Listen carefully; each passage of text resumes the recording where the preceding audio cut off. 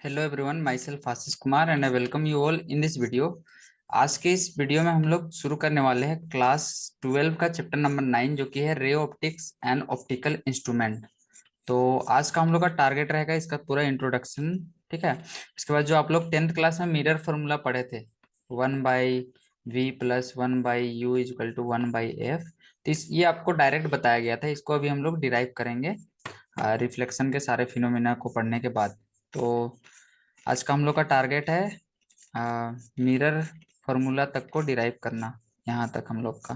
ठीक है। उसके बाद मैग्निफिकेशन यहाँ तक कंप्लीट करेंगे। तो चलिए शुरू करते हैं। एनसीईआरटी को अच्छे से हम लोग कवर करेंगे पूरा।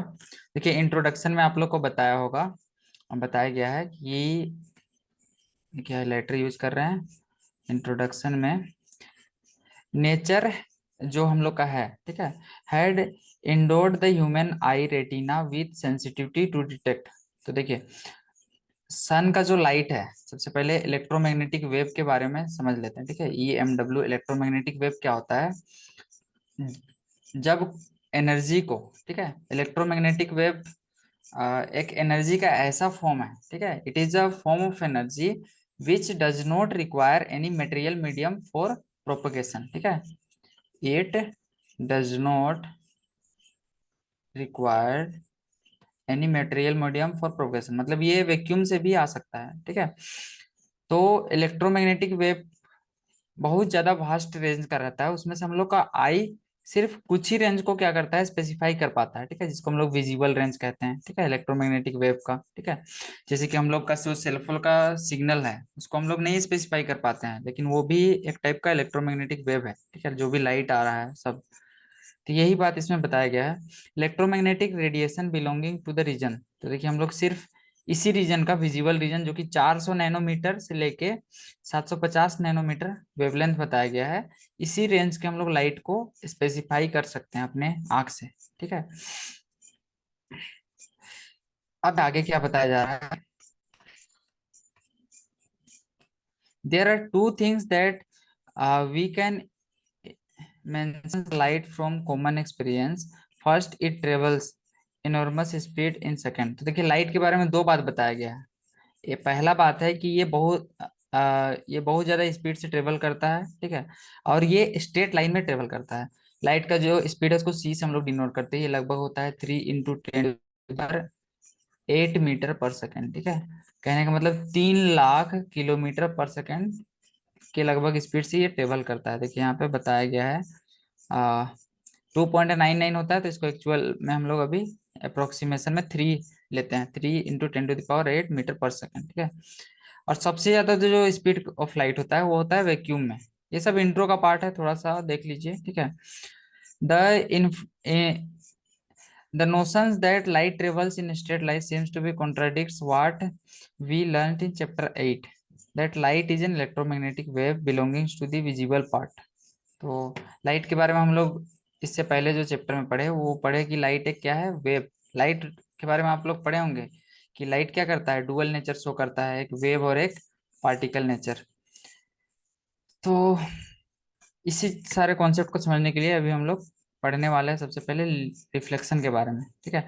तो इसमें रे और बीम का कॉन्सेप्ट बताया गया है। देखिए, रे क्या होता है? द पाथ, जो पाथ लाइट ट्रेवल करता है, ठीक है, जो स्ट्रेट पाथ ट्रेवल करता है, इसको हम लोग रे बोलते हैं। ठीक है। और जब बहुत सारा रे एक जगह में रहेगा तो इसको हम लोग बोलेंगे बीम। ठीक है। रे और बीम में यही अंतर है।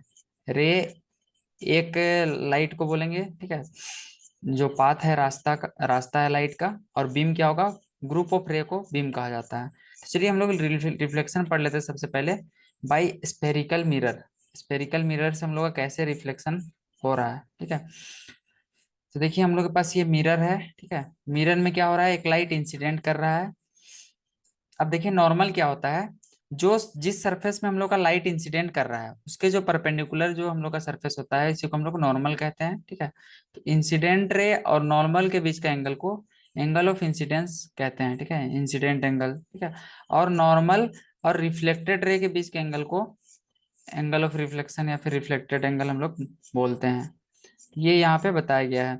और इसमें आ, कुछ लो सब है, अभी नहीं है। तो देखिए हम लोग सबसे पहले मिरर के बारे में देखते हैं, ठीक है। मिरर का कॉन्सेप्ट को समझते हैं। तो देखिए मिरर आ, एक स्फेयर का पार्ट होता है, ऐसे समझ सकते हैं, ठीक है, जिसमें एक साइड क्या होता है, पॉलिश होता है।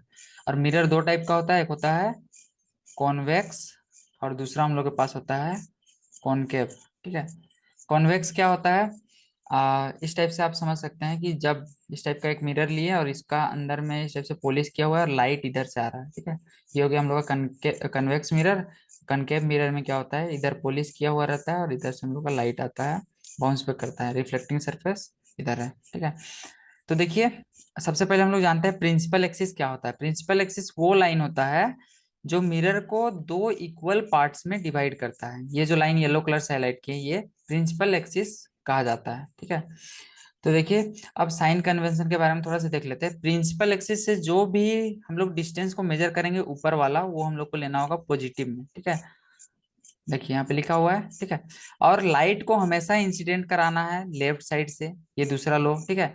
और ऑब्जेक्ट को हमेशा लेफ्ट साइड में रखना है, ये तीसरा बात बता रहा है, ठीक है। ये हम लोग का मिरर है। और हाइट जो भी प्रिंसिपल एक्सिस से नीचे होगा उसको हम लोग दिखाएंगे नेगेटिव साइन से, ठीक है।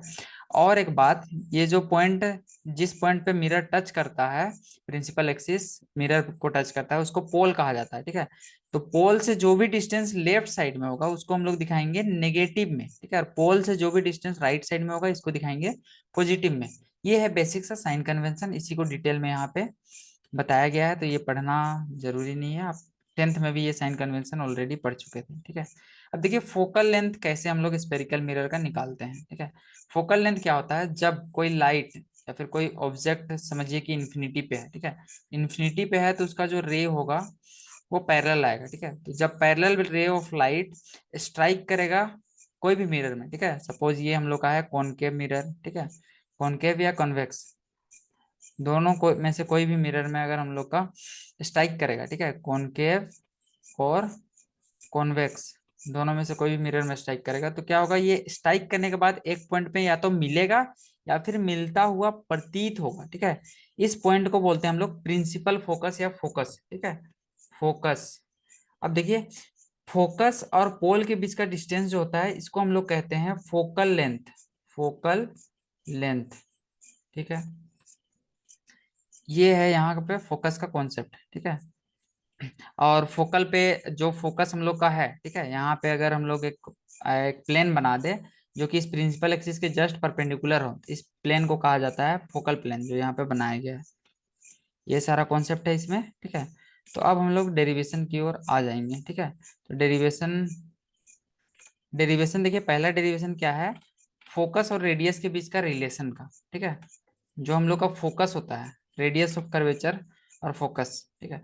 तो रेडियस ऑफ कर्वेचर क्या होता है, सबसे पहले जान लेते हैं। Radius of curvature, radius of curvature, radius of curvature क्या होता है, जो हम लोग का ये मिरर है, ठीक है, ये एक स्पेयर का पार्ट होता है। अगर स्पेयर का पार्ट है तो स्पेयर का कोई सेंटर होगा, ठीक है। तो स्पेयर का जो सेंटर है उससे पोल का जो डिस्टेंस होता है, ठीक है, इसी को हम लोग कहते हैं क्या, रेडियस ऑफ कर्वेचर, ठीक है। तो रेडियस ऑफ कर्वेचर और फोकल लेंथ में एक इंपॉर्टेंट रिलेशन होता है, जो आर होता है ये 2f के बराबर होता है, ठीक है।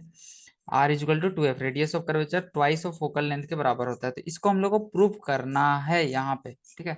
देखिए प्रूव करने के लिए हम लोग क्या क्या स्टेप्स अपना रहे हैं, इसको आप ध्यान से देखिएगा और कीजिएगा, हो जाएगा। देखिए लेट हम लोग सी मान लेते हैं, centre of curvature of mirror, mirror का जो सेंटर ऑफ कर्वेचर है उसको हम लोग सी मान लेते हैं। और एक रे पैरेलल प्रिंसिपल एक्सिस के पैरेलल से स्ट्राइक कर रहा है मिरर में, जैसे कि आप नीचे में देख सकते हैं, ठीक है। एक जो रे है वो पैरेलली स्ट्राइक कर रहा है, तो ये क्या होगा, फोकस से गुजरेगा, ठीक है, ठीक है।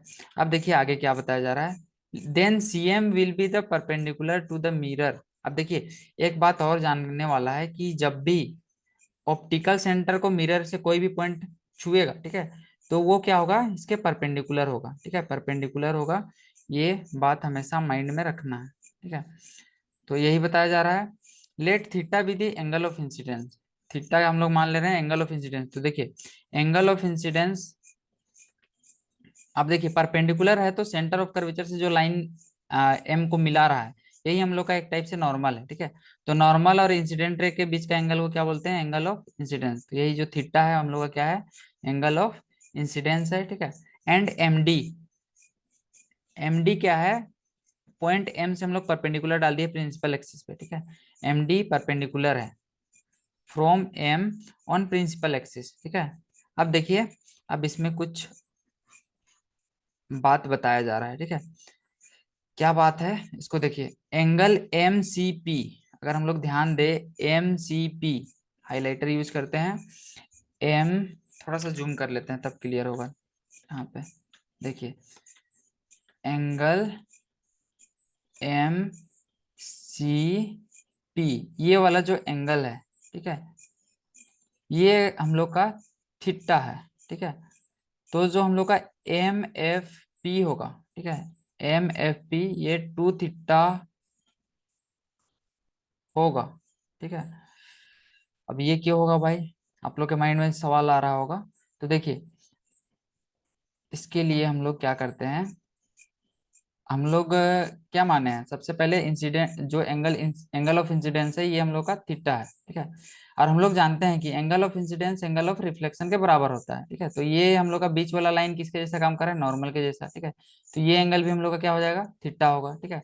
अब ये थीटा है और ये दोनों पैरेलल है, ठीक है। तो अल्टरनेट इंटीरियर एंगल से ये दोनों थीटा हो जाएगा, ठीक है।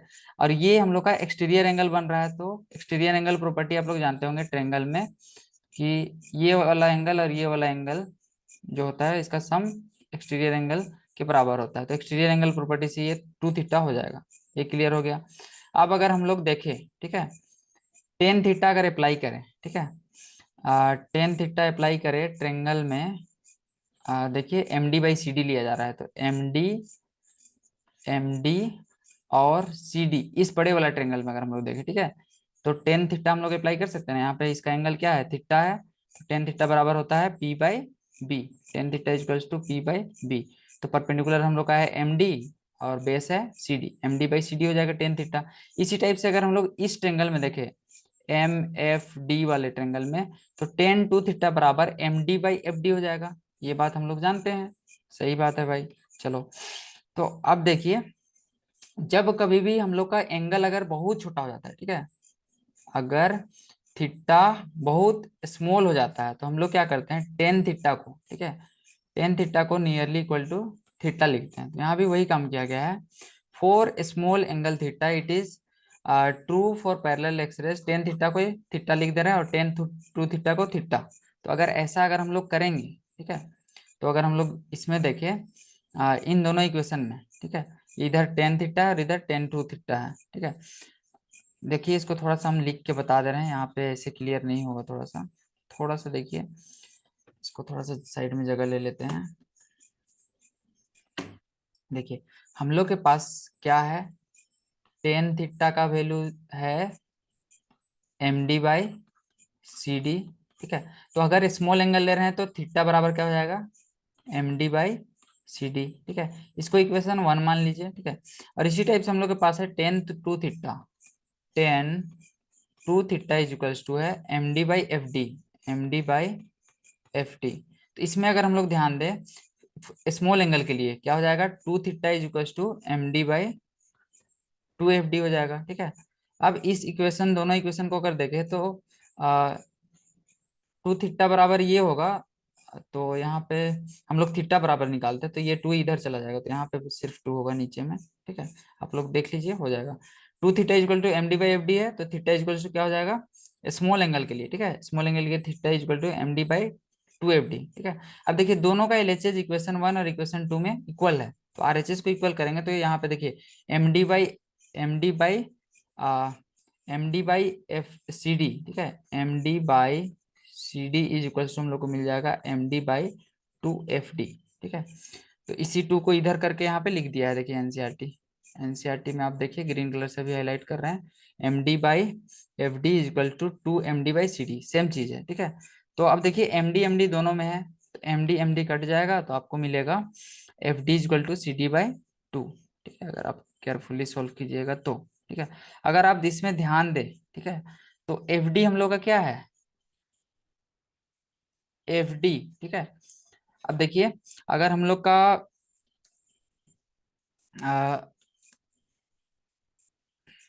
देखिए, यहाँ पे कुछ कंसिडरेशन लिया गया है, जो स्मॉल एंगल है, ठीक है, स्मॉल एंगल, स्मॉल एंगल के लिए जो हम लोग का जो पॉइंट डी है ये कोइंसाइड कर जाता है पी पे, ठीक है, डी और पी एक ही जगह पे कोइंसाइड कर जाता है, तो एफ डी को हम लोग एफ पी बोल सकते हैं, और एफ पी क्या है, फोकल लेंथ है, ठीक है। तो एफ डी को हम लोग एफ से दिखा रहे हैं, is equal to C D. C D यहाँ पे सी पी के जैसे काम करेगा, क्योंकि डी और पी कोइंसाइड कर गया है, तो हम लोग का जो सी पी या फिर सी डी है वो रेडियस के जैसे काम करेगा, तो आर बाई टू एफ बराबर।